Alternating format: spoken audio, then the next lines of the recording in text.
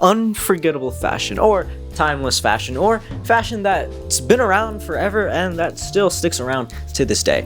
That's what I'm going to be talking about. I'm going to be talking about two pioneers here, workwear and warwear. Today, I'm going to tell you the origins of it, how it impacts us today, and where you'll see it. So let's just get into it, yeah? The idea of a work uniform has been around for a while. You know, it's being used for durability and practicality. You see, around the 20th century, things started to change. Around World War I, World War II, we started having a lot more fabric rationing type things because we were making uniforms for our soldiers. In this era, soldiers began wearing their uniforms with pride, and it meant something to have a uniform. Therefore, this era introduced a more presentable form of uniform. As time goes on, take note of things like denim and twill and canvas, as they were all used for these uniforms and other early 20th century work. Flash forward to now, and we got people wearing denim overalls with miners and farmers and everyone alike, or Timberlands, for example, with tradesmen wearing them, or just kind of being worn by anyone in general.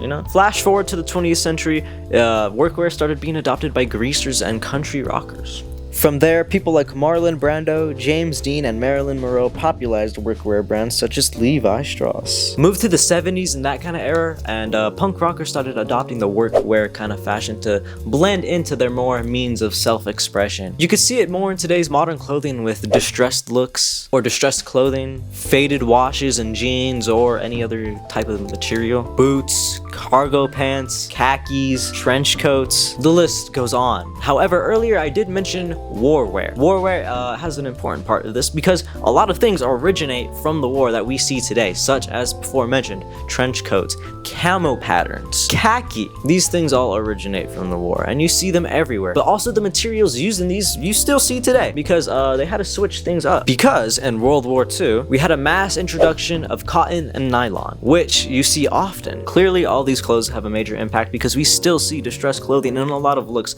everywhere, and just everything else like boots and khakis and camo, especially camo. You see that everywhere still today.